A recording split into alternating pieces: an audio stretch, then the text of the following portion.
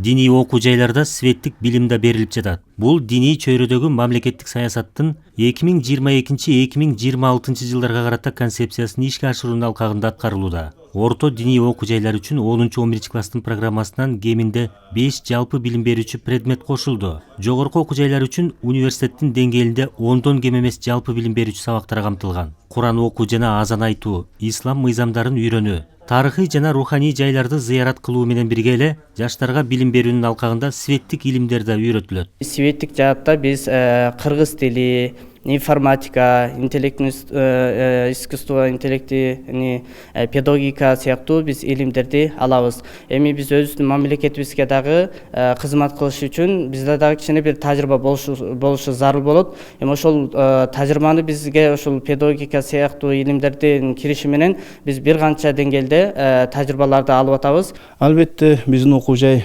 ушул эгемендүүлүк алгандан бери, мындай айтканда 2002 жылдан бери расмий өз ишини баштаган. Ушул убакыттан бери ишмердик улантып келет.